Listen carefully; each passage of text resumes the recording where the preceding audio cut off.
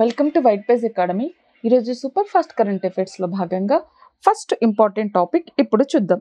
ఈరోజు మన first topic వచ్చేసి మార్చ్ 2025న భారతదేశానికి ఆర్థిక కార్యదర్శిగా ఎవరు నియమితులయ్యారు? మార్చ్ 2025న భారతదేశానికి ఆర్థిక కార్యదర్శిగా అజయ్ సేత్ నియమితులయ్యారు. ఇతను గతంలో ఆర్థిక సేవల కార్యదర్శిగా పనిచేస్తూ ఉండేవారు. ఇతను 1987 కర్ణాటక ఐఏఎస్ బ్యాచ్ ఆఫీసర్. ఇతను తుహిన్ కాంత పాండే తర్వాత ఈ బాధ్యతలను చేపట్టారు. ఇంతకు ముందు ఈ భారతదేశానికి ఆర్థిక కార్యదర్శిగా ఎవరు పనిచేశారంటే సెబీ చైర్మన్ అయిన తుహిన్ కాంత పాండే. ఇతను సెబీకి 11వ చైర్మన్గా మదాబి పూరి బుచ్ స్థానంలో ఫిబ్రవరి 28, 2025న నియమితులయ్యారు. నెక్స్ట్ టాపిక్, బ్యాంక్ నెట్ పేరుతో పునరుద్ధరించబడిన ఈ వేలం పోర్టల్ను ఏ మంత్రిత్వ శాఖ ప్రారంభించింది? ఈ వేలం పోర్టల్ను ఎక్కడ ప్రారంభించారంటే గోవాలో ప్రారంభించారు. దీనిని ఏ మంత్రిత్వ శాఖ ప్రారంభించిందంటే ఆర్థిక మంత్రిత్వ శాఖ. ఈ వేలం దేనికోసం ప్రారంభించబడిందంటే బ్యాంకుల ఆస్తుల జాబితా మరియు వేలం ప్రక్రియను మరింత క్రమబద్ధీకరించడానికి ఆర్థిక మంత్రిత్వ శాఖ బ్యాంక్ నెట్ అనే పేరుతో ఈ వేలం పోర్టల్ను ప్రారంభించింది. దీనిని బ్యాంక్ నెట్ పోర్టల్ ప్రత్యేకంగా పారదర్శకతను మెరుగుపరచడానికి మరియు నాన్ పర్ఫార్మింగ్ అసెట్ కేసుల పరిష్కార ప్రక్రియను వేగవంతం చేయడం కోసం ఈ వేలం పోర్టల్ను రూపొందించబడింది. Next important topic, senior citizens కమిషన్ను ఏర్పాటు చేసిన భారతీయ రాష్ట్రంగా ఏ రాష్ట్రం అవతరించింది? ఈ సీనియర్ సిటిజన్స్ కమిషన్ ఏర్పాటు చేసిన రాష్ట్రం ఏది అంటే కేరళ రాష్ట్రం. ఈ కమిషన్ను ఎందుకు ఏర్పాటు చేశారంటే నిర్లక్ష్యం, దోపిడీ, ఒంటరితనంతో వృద్ధులు ఎదుర్కొంటున్న కష్టాలను ఈ కమిషన్ పరిష్కరిస్తుంది. కేరళ యొక్క ముఖ్యమంత్రిగా ఎవరు ఉన్నారంటే పినరై విజయన్. నెక్స్ట్ టాపిక్, అస్సాం రైఫిల్స్ను 1835లో మొదటిసారిగా ప్రారంభించినప్పుడు దాని అసలు పేరు ఏమిటి? అస్సాం రైఫిల్స్ను 1835లో ప్రారంభించినప్పుడు దాని యొక్క పేరు క్యాచర్ లివి. ఇది 1835 మార్చ్ 24న స్థాపించబడింది. అస్సాం రైఫిల్స్ ఈశాన్య ప్రాంతాన్ని రక్షించడంలో కీలక పాత్ర పోషిస్తూ అనేక చారిత్రక సంఘటనల ద్వారా ఇది అభివృద్ధి చెందింది. ఇది భారతదేశపు పురాతన పారామిలిటరీ దళం. దీనిని ఎప్పుడు గుర్తించారంటే 190వ రైజింగ్ డే సందర్భంగా ఈ అస్సాం రైఫిల్స్ని గుర్తించారు. అస్సాం రైఫిల్స్ యొక్క హెడ్ క్వార్టర్ ఎక్కడ ఉందంటే షిల్లాంగ్. అస్సాం రైఫిల్స్కి డీజీగా ఎవరు ఉన్నారంటే వికాస్ లాకేరా. నెక్స్ట్ టాపిక్, 2025 మొదటిసారిగా Billie Jean King cup Asia ocean group 1కి ఏ భారతీయ నగరం ఆతిథ్యం ఇవ్వనుంది? దీనికి ఆతిథ్యం ఇవ్వనున్న రాష్ట్రం ఏది అంటే మహారాష్ట్రలోని పూణేలోని డక్కన్ జింకానా. ఇది ఏ తేదీన ప్రారంభమవుతుందంటే ఏప్రిల్ 7, 2025. ఇందులో ఎన్ని దేశాలు పాల్గొంటున్నాయి అంటే ఇందులో 6 దేశాలు పాల్గొంటున్నాయి. పాల్గొనే దేశాలు ఏవి అంటే Chinese, Hong Kong, India, Korea republic, New Zealand మరియు థాయిలాండ్. ఈ బిల్లీ జీన్ కింగ్ క్రీడ అనేది టెన్నిస్కి సంబంధించింది. ఇది ఏప్రిల్ 8, 12 వరకు ముబ్లే బలేవాడి టెన్నిస్ కాంప్లెక్స్లో జరగనుంది. ఈ ఈవెంట్లో మహారాష్ట్ర 25 ఏళ్ల అంతర్జాతీయ టెన్నిస్ టోర్నమెంట్కు ఆతిథ్యం ఇవ్వడం అనేది ఇదే మొదటిసారి. నెక్స్ట్ టాపిక్, ఏప్రిల్ 1, 2023 నుండి అమలులోకి వచ్చే లోక్సభ మరియు రాజ్యసభ సభ్యుల సవరించిన నెలవారీ జీతం ఎంత? దీనిని 2018లో సవరించారు.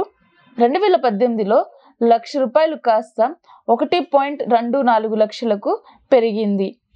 Salaries and allowances pensions of MPs act 1954 రాజ్యాంగంలోని 5వ భాగంలో ఆర్టికల్ 106 పార్లమెంట్ సభ్యుల జీతభత్యాల గురించి తెలియజేస్తుంది. ఇది ప్రతి 5 సంవత్సరాలకు ఒకసారి పెంచుతూ ఉంటారు. ఏప్రిల్ 1, 2023 నుండి అమల్లోకి వచ్చే పార్లమెంట్ సభ్యుల జీతాలు, అలవెన్స్లు మరియు పెన్షన్లలో గణనీయమైన సవరణను కేంద్రం అధికారికంగా ప్రకటించింది. ఈ గెజెట్ నోటిఫికేషన్ను ఎప్పుడు విడుదల చేశారంటే మార్చి 24, 2025న. నెక్స్ట్ టాపిక్ 2023-24లో స్వదేశీ రక్షణ ఉత్పత్తిలో అత్యధిక వృద్ధిని సాధించిన దేశం ఏది?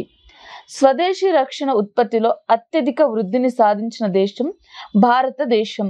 1.27 లక్షల కోట్లకు స్వదేశీ ఉత్పత్తి విలువ చేరింది.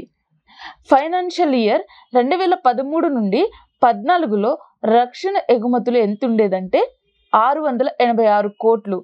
2023-24 ఆర్థిక సంవత్సరంలో ఆల్ టైమ్ గరిష్ట స్థాయిలో 21,083 కోట్లకు పెరిగింది. భారతదేశం 2029 నాటికి 3 కోట్ల రక్షణ ఉత్పత్తిని లక్ష్యంగా పెట్టుకుంది. నెక్స్ట్ టాపిక్ 2వ స్వదేశీ యుద్ధ నౌక తపస్యను ఏ కంపెనీ విడుదల చేసింది? ఈ తపస్యను విడుదల చేసిన కంపెనీ ఏది అంటే గోవా షిప్ యార్డ్ లిమిటెడ్.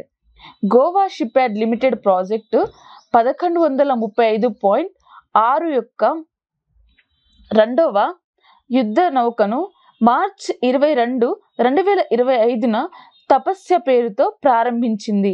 ఈ నౌక పేరు వచ్చేసి తపస్య. దీన్ని ప్రారంభించిన తేదీ ఏది అంటే మార్చి 22, 2025.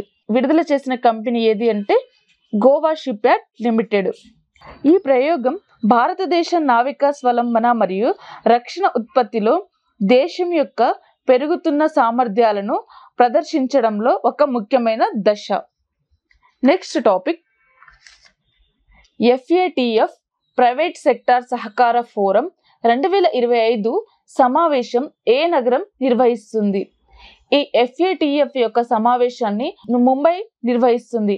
ముంబై భారతదేశ ఆర్థిక రాజధాని. దీనిని ఏ తేదీన నిర్వహిస్తున్నారంటే మార్చి 25 నుంచి 27 వరకు. FATF అంటే ఫుల్ ఫామ్ వచ్చేసి financial action task force. FATF యొక్క సమావేశాన్ని నిర్వహించేది ఏది అంటే PSCF. PSCF అంటే ప్రైవేట్ సెక్టార్ కొలాబరేటివ్ ఫోరం. ఈ సమావేశాన్ని నిర్వహించింది. దీనితో పాటుగా ఇంకా నిర్వహించే సంస్థలు ఏవి అంటే RBI reserve bank of India, revenue కేంద్ర ఆర్థిక మంత్రిత్వ శాఖ సహకారంతో దీనిని నిర్వహిస్తున్నారు. ఈ FATF సమావేశం అనేది ప్రైవేట్ సెక్టార్ సహకార ఫోరం అనేది ఇది మనీ లాండరింగ్ మరియు టెర్రరిస్ట్ ఫైనాన్సింగ్ ఇతర ఆర్థిక నేరాలకు వ్యతిరేకంగా పోరాడేందుకు FATF మరియు పౌర సమాజం మరియు ప్రైవేట్ రంగాల మధ్య సహకారాన్ని పెంపొందించడానికి ఈ సమావేశాన్ని నిర్వహిస్తున్నారు. ఈ FATF ఎప్పుడు స్థాపించబడిందంటే 1989. ఈ FATF యొక్క apex global anti money laundering head quarter ఎక్కడ ఉందంటే ప్యారిస్. FATF యొక్క చైర్పర్సన్గా ఎవరు ఉన్నారంటే ఎలిసా డే ఆండా మద్రాజో. ఈమె మెక్సికోకి చెందిన ఆమె. నెక్స్ట్ టాపిక్ ఇటీవల భారతదేశం మరియు ఏ దేశం 1వ ఇండియా ఆఫ్రికా నేవల్ ఎక్స్ అకామీకి సహా హోస్ట్ చేసింది? ఏ దేశం చేసిందంటే టాంజానియా. ఈ విన్యాసం పేరు వచ్చేసి అకామియే. ఇది సముద్ర విన్యాసం.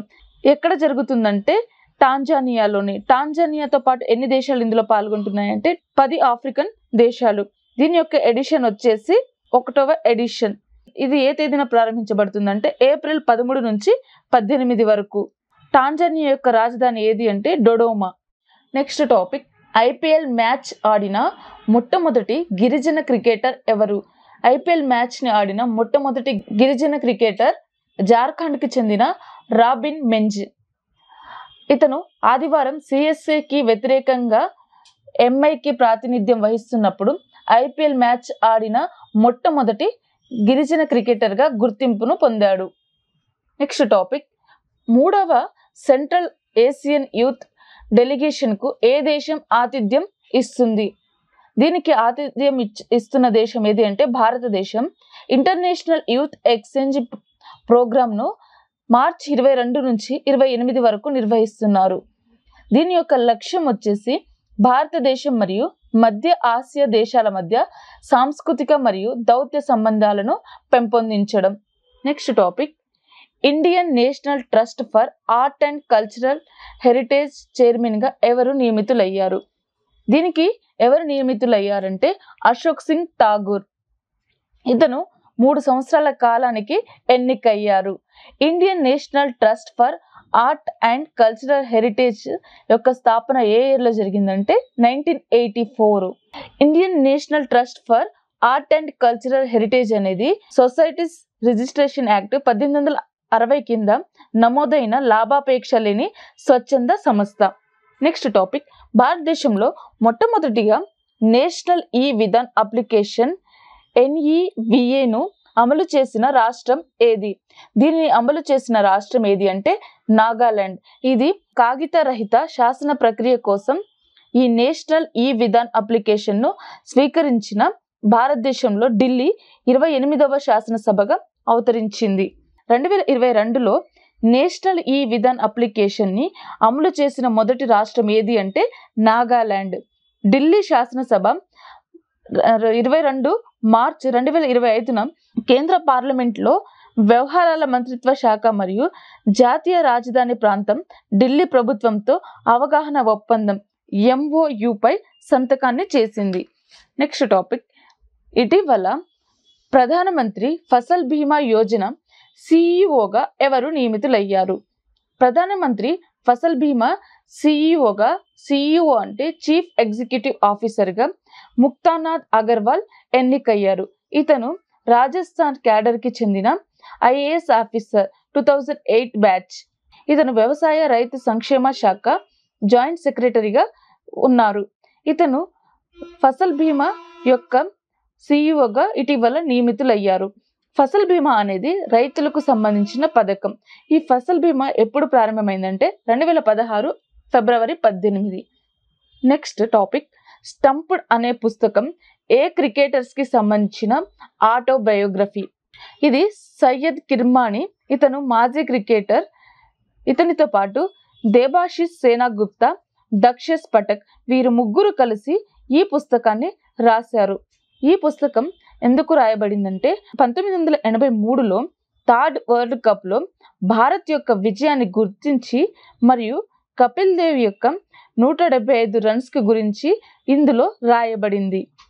ఫస్ట్ వన్డే వరల్డ్ కప్ ఏ సంవత్సరంలో ప్రారంభమైందంటే 1975. ఎక్కడ ప్రారంభమైందంటే ఇంగ్లాండ్లో. ఇండియా వన్డే వరల్డ్ కప్ను ఎన్నిసార్లు గెలుపొందిందంటే 2 times. ఫస్ట్ టైం ఏ ఇయర్లో అంటే 1983 జూన్ 25. సెకండ్ సారి 2011 ఏప్రిల్ 2. వన్డే వరల్డ్ కప్ ఎక్కువ సార్లు ఏ దేశం గెలిచిందంటే ఆస్ట్రేలియా. ఆస్ట్రేలియా 6 సార్లు ఈ వన్డే వరల్డ్ కప్ను గెలుచుకుంది. 13th వన్డే వరల్డ్ కప్ 2023లో ఇండియాలో జరిగింది. అయితే ఈ వరల్డ్ కప్లో విన్నర్గా ఎవరు గెలిచిందంటే ఆస్ట్రేలియా. 2027లో 14వ వన్డే వరల్డ్ కప్ జరగబోతుంది. ఇది ఎక్కడ జరుగుతుందంటే సౌత్ ఆఫ్రికా, నమీబియా మరియు జింబాబ్వేలో జరుగుతుంది. 2031లో 15వ వరల్డ్ కప్ జరగబోతుంది. ఇది భారత్ మరియు బంగ్లాదేశ్లో జరగనుంది. Topic, global system for mobile communication association GSMAకు చైర్మన్గా ఎవరు నియమితులయ్యారు? ఈ GSMAకు చైర్మన్గా 2వ భారతీయుడు గోపాల్ విట్టల్, ఇతను భారతీయ ఎయిర్టెల్కు సంబంధించిన వ్యక్తి. ఇతను నియమితులయ్యారు. అసలు ఈ GSMA స్థాపన ఎప్పుడు జరిగిందంటే 1995. దీని యొక్క హెడ్ క్వార్టర్ ఎక్కడ ఉందంటే లండన్. ఈ GSMAకి ఫస్ట్ భారతీయుడు ఎవరు అంటే Sunil Mittal. Next important topic, 2026లో ఫీఫా వరల్డ్ కప్లో అర్హత సాధించిన 2వ దేశం ఏది? 2026లో ఫీఫా వరల్డ్ కప్లో అర్హత సాధించిన మొదటి దేశం జపాన్, 2వ దేశం న్యూజిలాండ్. ఇది 3వసారి అర్హత సాధించింది. 2026 ఫీఫా పురుషుల వరల్డ్ కప్లో 23వ ఎడిషన్లో పాల్గొనే దేశాలు ఏవి అంటే USA, కెనడా, మెక్సికో. ఈ దేశాలలో ఫీఫా వరల్డ్ కప్ జరగనుంది. 2030లో 24వ వరల్డ్ కప్ ఎక్కడ జరగనుందంటే మొనాకో, పోర్చుగల్, స్పెయిన్లో. 2034లో 25వ వరల్డ్ కప్ ఎక్కడ జరగనుందంటే Saudi Arabia. First FIFA world cup ఏ ఇయర్లో స్టార్ట్ అయిందంటే 1930. ఎక్కడ స్టార్ట్ అయిందంటే ఉరుగ్వే. ఈ వరల్డ్ కప్లో ఎక్కువ సార్లు విన్ అయింది ఏది అంటే బ్రెజిల్. 2022లో 22వ వరల్డ్ కప్ ముగిసింది. ఇది ఎక్కడ జరిగిందంటే ఖతర్లో. ఇందులో విన్నర్గా ఏ దేశం నిలిచిందంటే Argentina. Next important topic, kabaddi world cup 2025 ఎక్కడ జరిగింది? ఈ కబడ్డీ వరల్డ్ కప్ 2025 ఏ తేదీన జరిగిందంటే మార్చి 17 నుంచి 23. దీని యొక్క ఎడిషన్ వచ్చేసి సెకండ్ ఎడిషన్. దీని యొక్క వేదిక ఇది ఎక్కడ జరిగిందంటే ఇంగ్లాండ్. ఇందులో పురుషుల జట్లు ఎన్ని పాల్గొన్నాయంటే 9, మహిళల జట్లు ఎన్ని పాల్గొన్నాయంటే 6. మహిళలు మరియు పురుషులు రన్నర్ గా ఏ దేశం నిలిచిందంటే ఇంగ్లాండ్. ఈ వరల్డ్ కప్ లో విజయం సాధించిన దేశం ఏది అంటే భారతదేశం. Next topic, Singapore hall of fame award 2025 ఎవరికి ప్రకటించారు? సింగపూర్ హాల్ ఆఫ్ ఫేమ్ అవార్డును కమలాదేవి అరవిందన్ కి ప్రకటించారు. ఈమె భారత సంతతికి చెందిన మహిళ. ఈమె 18 రంగస్థల నాటకాలు రాశారు. అదేవిధంగా 300 రేడియో నాటకాలను రచించింది. సింగపూర్ ప్రధాని ఎవరు అంటే లారెన్స్ వంగ్. సింగపూర్ యొక్క క్యాపిటల్ వచ్చేసి సింగపూర్ సిటీ. నెక్స్ట్ టాపిక్, ప్రపంచ రైజ్లింగ్ సభ్యుడిగా ఎవరు నియమితులు అయ్యారు? ప్రపంచ రైజ్లింగ్ సభ్యుడిగా సంజయ్ సింగ్. ఇతను 38 ఓట్లలో 22 ఓట్స్ను గెలుపొందారు. యుఎన్డబ్ల్యూ యునైటెడ్ వరల్డ్ రైజ్లింగ్ యొక్క హెడ్ క్వార్టర్ ఎక్కడ ఉందంటే లౌసాన్. ఇది స్విట్జర్లాండ్ లో ఉంది. యుఎన్డబ్ల్యూ రైజ్లింగ్ ను ఏ ఇయర్ లో స్థాపించారంటే 1912. వరల్డ్ రైజ్లింగ్ అధ్యక్షుడు ఎవరు అంటే నేనాద్ లాల్ వీక్.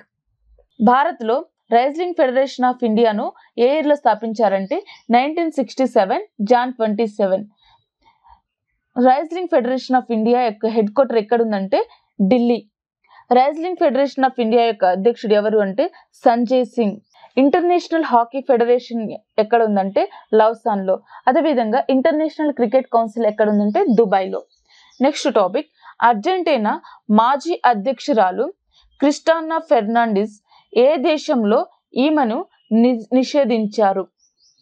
ఈమె 2007 నుంచి 2015 వరకు అర్జెంటీనాకు మాజీ అధ్యక్షురాలుగా పనిచేశారు.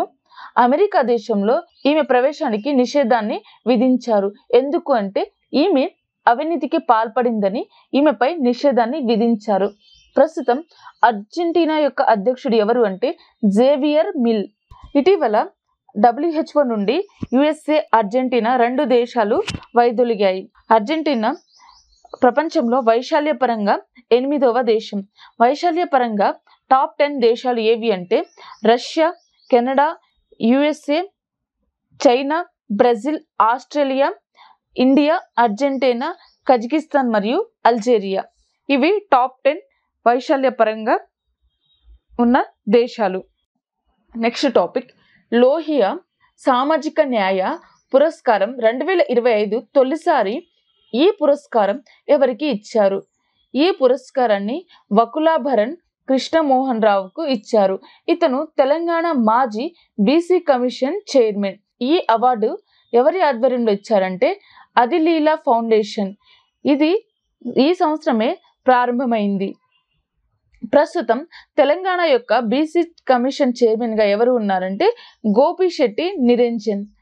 తెలంగాణ బీసీ కమిషన్ ను ఏ ఇయర్ లో ఏర్పాటు చేశారంటే 2016 అక్టోబర్ 10. అదేవిధంగా నేషనల్ బీసీ కమిషన్ చైర్మన్ గా ఎవరు ఉన్నారంటే Hansraj Gangaram Ahir. National ST commission యొక్క చైర్మన్ ఎవరు అంటే Antar Singh Arya. National SC commission యొక్క చైర్మన్ ఎవరు అంటే కిషోర్ మక్వానా. నేషనల్ మహిళా కమిషన్ చైర్మన్ ఎవరు అంటే Vijay Kishore Rahatkar. National minority commission chairman ఎవరు అంటే ఇక్బాల్ సింగ్ లాల్పురా. నేషనల్ మానవ హక్కుల కమిషన్ చైర్మన్ ఎవరు అంటే వి సుబ్రహ్మణ్యన్. నెక్స్ట్ టాపిక్, విద్యార్థుల ఆత్మహత్యలపై జాతీయ టాస్క్ ఫోర్స్ సుప్రీంకోర్టు ఆదేశాల మేరకు ఏర్పాటైంది. అయితే ఇది ఎవరి ఆధ్వర్యంలో ఏర్పాటైంది? ఇది జస్టిస్ ఎస్ రవీంద్ర భట్ ఆధ్వర్యంలో విద్యార్థుల యొక్క ఆత్మహత్యలను తగ్గించడం కోసం ఈ టాస్క్ ఫోర్స్ను సుప్రీంకోర్టు ఏర్పాటు చేసింది. ఇందులో సభ్యులుగా ఎవరు ఉంటారంటే అన్ని రాష్ట్రాల ఉన్నత విద్యాశాఖ కార్యదర్శులు, సామాజిక న్యాయ మహిళా శిశు అభివృద్ధి శాఖ కార్యదర్శులు ఇందులో సభ్యులుగా ఉంటారు. నెక్స్ట్ టాపిక్, దేశంలోనే తొలి నైట్ సఫారీని ఎక్కడ ప్రారంభించారు? దేశంలో తొలి నైట్ సఫారీని ఉత్తరప్రదేశ్ గవర్నమెంట్ 1500 కోట్లతో క్రుకైల్ నైట్ సఫారీ అండ్ అడ్వెంచర్ పార్క్ను లక్నోలో ప్రారంభించారు. నెక్స్ట్ టాపిక్, జిఐ ట్యాగ్డ్ డల్లే మిరపకాయల ఎగుమతిని నియాన్ దీవులకు ఎక్కడ నుంచి ఎగుమతి చేశారు? దీనిని సిక్కిం నుంచి ఎగుమతి చేశారు. సోయాన్ దీవుల యొక్క క్యాపిటల్ వచ్చేసి హోనియారా. ఇది అపెడా సంస్థ యొక్క ఆధ్వర్యంలో ఈ ఎగుమతులను చేస్తారు. అపెడా యొక్క స్థాపన ఏ ఇయర్లో అంటే 1985. ఢిల్లీ మిరపకాయలను అకాబారే కుర్పాని అని కూడా పిలుస్తారు. నెక్స్ట్ టాపిక్, ఏరి పట్టుకు ఇటీవల ఏ దేశం సర్టిఫికేట్ ఇచ్చింది? ఏరి పట్టుకు జర్మనీ దేశం ఇచ్చిన సర్టిఫికేట్ ఏది అంటే ఓయికో టెక్స్. ఏరి పట్టు అనేది రసాయన రహితం మరియు పర్యావరణ హితమైనది. ఇది అంతర్జాతీయ మార్కెట్కు వీలుగా ఉంటుంది. ఓయికో టెక్ సర్టిఫికేషన్ ఉత్పత్తులు రసాయనాలు లేనివిగా ఉండాలనే ప్రమాణంతో వీటిని తయారు చేస్తారు. ఏరికో సిల్క్ని పీస్ సిల్క్ అని కూడా పిలుస్తారు. అంటే వీటిని కీటకం చనిపోకుండా బయటికి తీస్తారు. నెక్స్ట్ టాపిక్, రాష్ట్ర మైనారిటీల కమిషన్ల సదస్సు ఎక్కడ జరిగింది? రాష్ట్ర మైనారిటీల కమిషన్ల సదస్సు ఢిల్లీలో జరిగింది. ఇది ఏ తేదీన జరిగిందంటే మార్చి 25, 2025న. ఎవరి ఆధ్వర్యంలో జరిగిందంటే జాతీయ మైనారిటీల కమిషన్ ఆధ్వర్యంలో. జాతీయ మైనారిటీల కమిషన్ స్థాపన ఏ ఇయర్లో స్థాపించబడిందంటే 1992. జాతీయ మైనారిటీల కమిషన్ యొక్క యాక్ట్ వచ్చేసి 1992. భారతదేశంలో గుర్తింపు పొందిన మైనారిటీలు ఎన్ని ఉన్నాయంటే 6. అవి ముస్లింలు, క్రైస్తవులు, సిక్కులు, బౌద్ధులు, పార్షులు మరియు జైనులు. జాతీయ మైనారిటీల యొక్క కమిషన్ చైర్మన్ వచ్చేసి ఇక్బాల్ సింగ్ లాల్పురా. సో ఇది ఈరోజు యొక్క కరెంట్ అఫైర్స్కి సంబంధించిన క్లాస్. ఈరోజు యొక్క క్లాస్కి సంబంధించిన PDF యాప్లో ఉంది, డౌన్లోడ్ చేసుకోండి. వీడియోని లైక్ చేయండి, షేర్ చేయండి. Thank you.